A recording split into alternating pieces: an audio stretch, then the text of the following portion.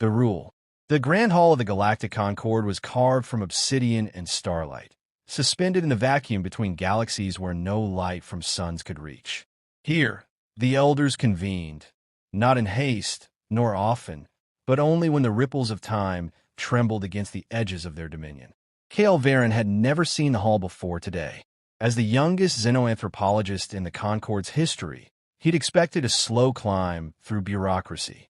Instead, he now stood beneath the vast mosaic of worlds etched into the dome's interior, his gills tightening against his neck, his breath unsteady in his rehydration chamber. He was here because he asked a question. Why is contact with humanity forbidden? The silence in the hall had answered him more powerfully than any words could have. Not even the 10-mouthed ambassadors of the Virexii stirred. The silence stretched long, suffocating like the vacuum outside the hall itself. An elder rose from the central dais. Her form shimmered between states of matter, eyes like swirling galaxies. Elder Sale of the 13th cycle, speaker of traditions, keeper of the rules. You are young, she said, voice resonating like tectonic plates, grinding beneath oceans. So you may ask, but you will listen. Cale bowed, the iridescent fins along his arms drooping in reverence. There exists a species, third planet from an unremarkable star. We call them humanity. They call themselves many names, one of many signs of their dissonance. A panel on the dais lit up, projecting the image of Earth. Clouds swirled across oceans. Continents burned with electric veins of civilization. Cale stared, fascinated. They defied categorization, Sale continued. They spread before they understood. They warred before they walked upright. Fire, bronze, steel, atom. Every discovery became a weapon before it became a tool. Cale's brow furrowed. Yet they survived. And that is what we feared most, Sale said, eyes narrowing. A ripple of murmurs passed through the chamber. One of the elders, a crystalline being from the iridescent fold, hissed something inaudible. Cale focused on the projection. There was beauty there, chaotic, uncontrolled, but undeniable. The colors, the life, the raw will of that little world. Sale continued. 2 centuries ago, we sent a single observer, a scout vessel, non-intrusive, cloaked. Protocol. Cale's gills fluttered. He knew of this. Classified records, erased from the public archive. What happened? We lost it. The chamber dimmed. A garbled audio clip played. Static, then panic. This is Scout Primus. Contact has been made. They laughed. Then it ended in a scream. Not a pain, but something stranger. Exhilaration. Sale waved her hand, and the recording vanished. No wreckage. No trace. Only that transmission. Cale whispered. You think they destroyed the ship? No, she said. We think they assimilated it. And learned. Another silence. This one different, colder. Every model we ran, said Sale. Every simulation. They all ended the same. Not in alliance. Not in conquest. In transformation. Of us. By them. Cale shook his head. But if we never tried to understand? We did, snapped another elder, a lumbering, root-bound being who pulsed with bioluminescence. And understanding them is what made us fear them. Cale's voice quivered, but he pressed on. Is it fear, then, that governs us? That writes our sacred rules. No, Sale said, voice cooling. It is survival. She stepped down from the dais, ancient eyes locking with Cale's. You are young. You see curiosity as a virtue. But with humanity, curiosity is a match near dry kindling. They do not grow as others do. They leap, and they burn what they no longer need.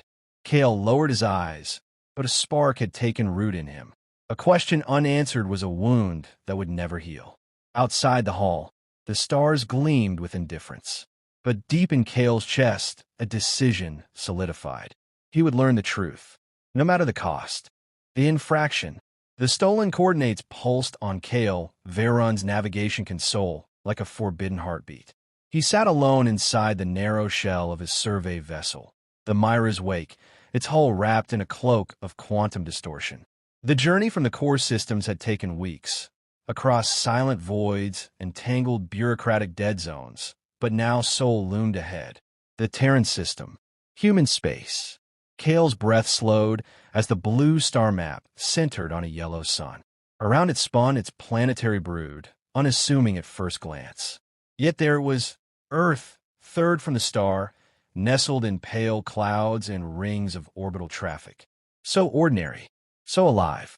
He tightened the rehydration cuff around his wrist and tapped into the nearest signal band. Noise. Beautiful, terrifying noise. First came music. Raw guitar strings, thunderous drums, synthetic voices howling in languages he didn't know. Then came political broadcasts, advertising jingles, heated arguments, bursts of laughter. Then something called a cat compilation, which left him more disturbed than enlightened. He leaned closer. They broadcast this all the time. His ship's AI, a minimalist construct he called Tessix, pulsed into view. Affirmative, uncoded, unfiltered, and constant. Their species appears to view global transparency as a recreational hazard. Kale's gills rippled uneasily. Any military chatter? Encrypted, but active, especially on the Martian perimeter. Mars, the red world, second cradle of humanity's reach. Kale zoomed in. One settlement blinked. Ares Spire, an independent mining colony under Terran jurisdiction. Remote, isolated, lightly governed. Perfect. Set course for Ares Spire. Silent approach. No engagement. Violation of Concord law detected. Tessix replied flatly. Shall I log your confession now, or later? Kale almost laughed. Almost. The descent onto Mars was rough. The ship's landing gear crunched into coarse red sand, sending a long echo across the silent crater. Kale stepped out cautiously, suit hissing against the thin atmosphere. The crimson horizon stretched wide under a pale sun. His translator clicked nervously in his ear. He didn't have time to take it in. Hey, a voice barked. Kale spun. A bulky figure emerged from a rust-streaked storage bay. Helmet off, face flushed, eyebrows thick like welding cables. The human had a wrench in one hand and a bottle in the other. You lost, Shiny? Kale froze. The human looked at him, not afraid, not hostile. Curious. Unfazed. Kale fumbled. I come in peace. The human snorted. That's how the old movie started. You an actor? Kale blinked. No. Scientist. Same thing, the man muttered. Name's Holland. You hungry? You look like a sea cucumber that saw a ghost. Before Kale could protest, Holland slapped a signal beacon onto the hull of Myra's wake and turned toward the outpost. Come on. We got stew and poker. Kale followed, dazed. The outpost was chaos layered over routine. Machines clanked, music blared, lights flickered. Humans moved like currents, fast, loud, unpredictable. Within minutes, Kale was seated around a warped metal table with Holland and two others, one with cybernetic eyes, another with tattoos that pulsed faintly under her skin. So you're an alien? Huh? The tattooed woman asked. Kale nodded. She slid a bowl of stew toward him. Eat. But I don't know what's in it. Neither do we. That's part of the fun. Laughter erupted. Kale tasted it. Spicy. Sharp. Wrong, and yet satisfying. They played poker. Kale didn't understand it, but they taught him. Badly. They cheated. Obviously. He lost. Graciously. By the end of the night, he'd recorded 27 unique phrases, 8 philosophical contradictions, and 2 near fistfights that ended in a group karaoke session. No one asked why he was there. No one cared. And that was the strangest part. He wasn't treated like an ambassador or a threat. He was just part of the room. Back aboard his ship, Kale reviewed the footage, trying to quantify it. They don't fear me, he whispered. They don't even need to. Tessix flickered to life. You are now in direct violation of Concord Rule 9. Report your findings. Kale stared at the console. Everything he'd been taught about the danger of humanity, their unpredictability, their capacity for destruction. None of it contradicted what he saw. But they were more than that. They were alive in a way that defied calculation. No, Kale said. Not yet. He deactivated the transmission beacon and watched Mars slowly fade into the void as he launched away. For the first time in his life, Kale Veron felt something dangerous blooming in his chest. Not fear, wonder. And he knew this was just the beginning. The truth beneath. Kale Varen sat in a human bar on the Martian colony of Ares Spire, surrounded by laughter, sweat, and the electric thrum of bass-heavy music that rattled the walls. He had been on Mars for 6 Terran days, and every moment unraveled another thread of everything he thought he understood about the species. It was chaos. No ritualized social hierarchy. No genetic caste order. No coherent cultural programming. Just noise, contradiction, and improvisation. And yet, it worked. Somehow, tonight, he sat beside Holland, the gruff miner who had become his accidental guide. They watched a fight break out over what Kale thought was a card game. Voices raised. Fists flew. Kale flinched. They were attacking each other. Holland just took a sip from his drink. They'll sort it. Sure enough, within minutes, the combatants were laughing and sharing fried protein sticks. One had a split lip. The other had a black eye. Neither seemed to care. They express emotion without filter, Kale muttered to himself, recording the data. Hostility followed by rapid de-escalation. Non-lethal dominance contest. Resolved socially, not politically. Holland raised an eyebrow. You talking to your alien diary again? Yes. Be sure to mention I'm the charming one. Kale almost smiled. The data was clear. Humanity wasn't just unpredictable. They were fluid. They shifted tones mid-sentence. They joked in the face of threat. They mourned and celebrated with the same explosive intensity. There was no clear boundary between war and art, pain and growth. But the deeper truths weren't in the bars or street markets. They were buried. Holland had mentioned something in passing. Terran black site east of Olympus Mons. Don't ask. It's where the real ghosts live. Kale had asked anyway. He took a stolen crawler under nightfall. TES 6 overriding its aging security protocols. The desert plains of Mars stretched in rust-red silence as it descended into a fissure surrounded by long-abandoned military structures. The coordinates led to a recessed hangar, camouflaged by shifting rock plates. It was real. Project Leviathan. Inside, the air was still. Cold. He moved through narrow corridors lit by flickering white strips. The human signs were warnings, restricted zone, authorization required, deadly force is implied, but no one was left to enforce them.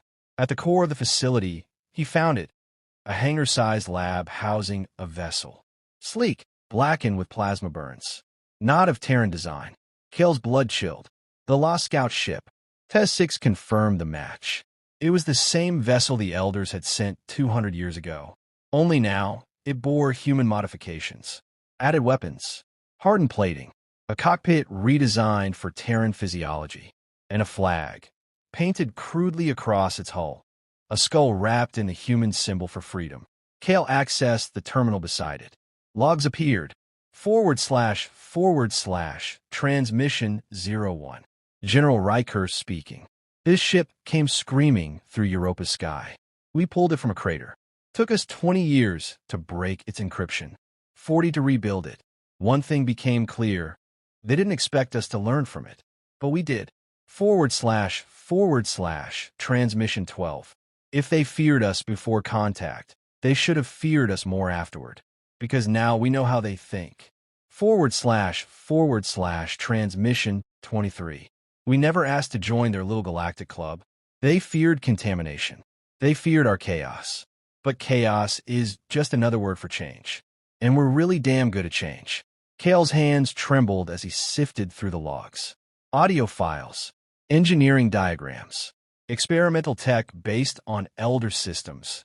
Energy conduits. Neural sync interfaces. Stealth matrix replication. Humans hadn't just scavenged the Scout ship. They had evolved it. His mouth went dry. They didn't destroy the Scout. They welcomed it, dissected it, and then surpassed it. TES 6 spoke softly. Would you like to notify the Concord? Kale stared at the ship. No. Protocol requires. Kale cut her off. No, because it was no longer about protocol. This wasn't a threat to report. It was a revelation to understand. Humanity didn't resist the Elders because they were violent. They resisted because they were hungry for knowledge, for control, for freedom. And when the universe told them no, they took it as a challenge, not a warning. They laughed at the forbidden, and they learned from it. Back in the crawler, Kale sat in silence for a long time.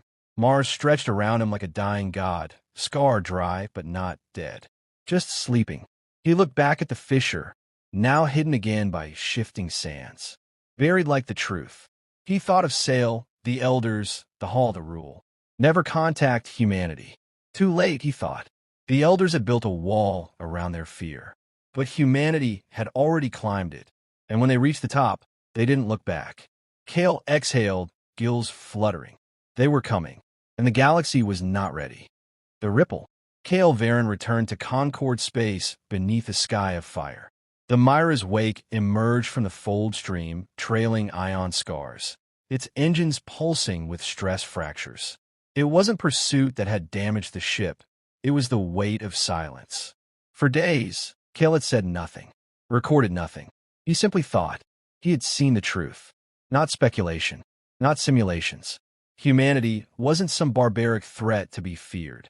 They were an evolutionary rupture, something that could not be contained in the Concord's neat models of diplomacy, control, and slow-moving time.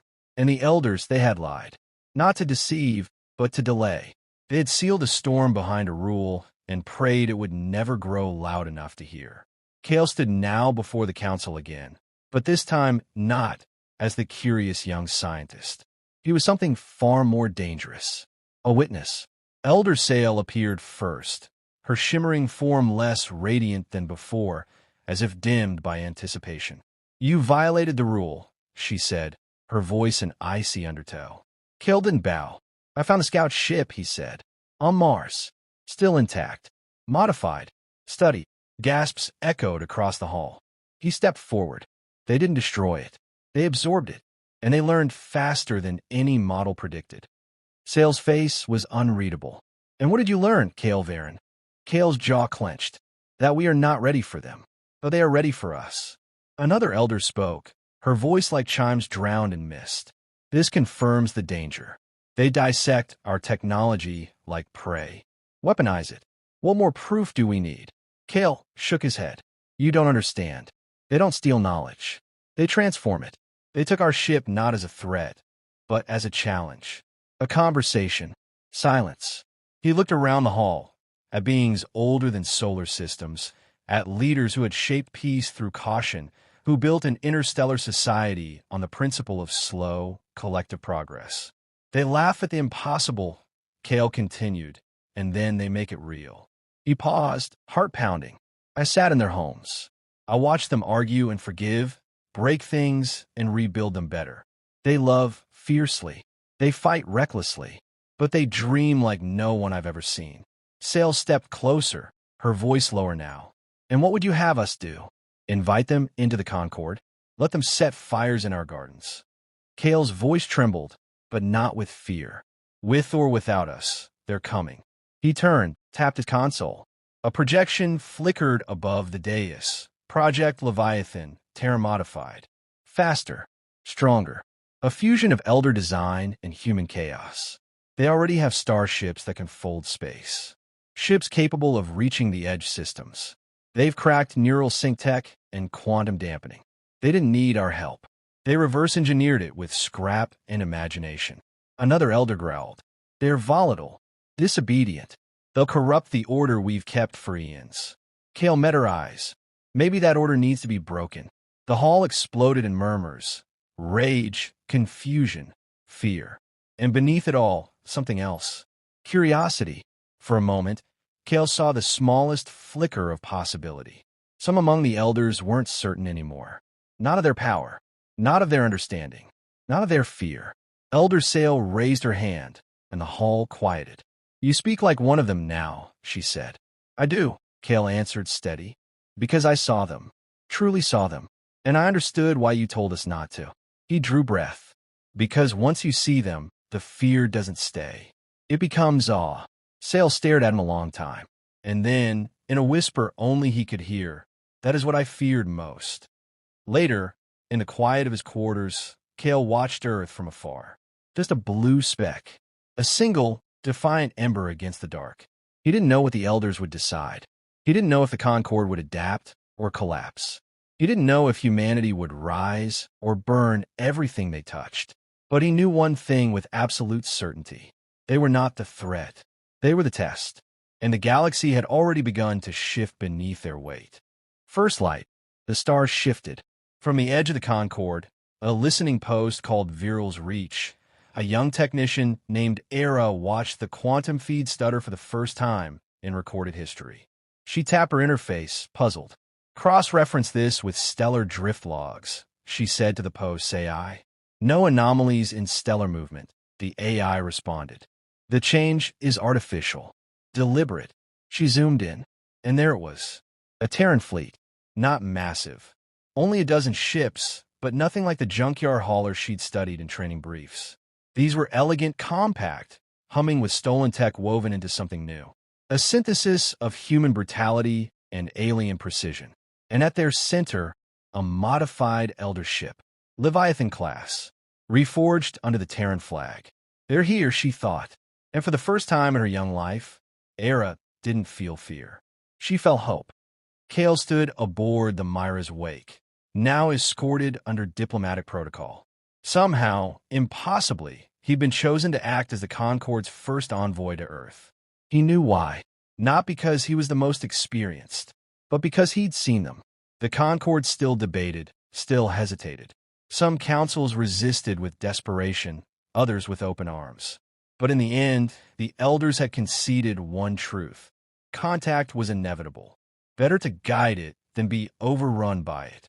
And so Kale found himself standing in Earth orbit, looking down upon a living tapestry. It was dazzling. He'd seen the projections, the holos, the simulations. None of them captured the pulse of it. The oceans swirling with ancient memory. The glowing veins of cities stretching across night continents. The distant thunder of voices rising into space like prayers thrown into the dark. A signal came through his comms. Human bandwidth. Friendly, confident. You're clear to land, Ambassador Varen. The voice had laughter behind it. Kale almost smiled. He stepped out onto Earth in what humans called Geneva, a neutral zone with historical weight. Diplomats, soldiers, scientists, and civilians stood waiting behind a security line. Some held signs. Some waved. Some stared, slack-jawed.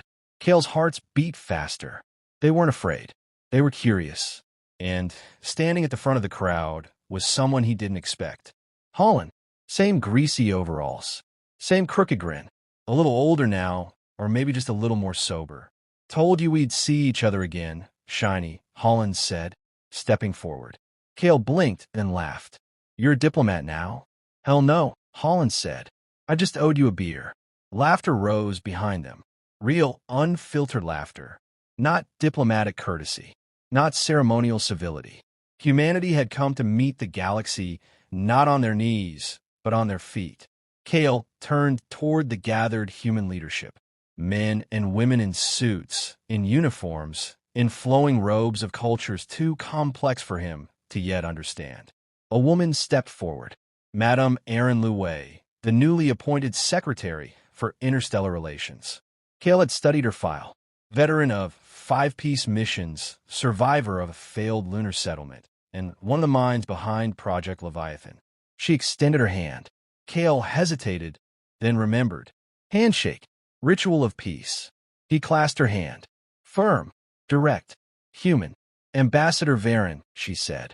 On behalf of the people of Earth and its colonies, we welcome you. He bowed slightly. On behalf of the Concorde, I come with open eyes. She smiled. Then let's start there. Weeks passed. Negotiations began. Slowly. Awkwardly. But every meeting ended with new questions, not threats.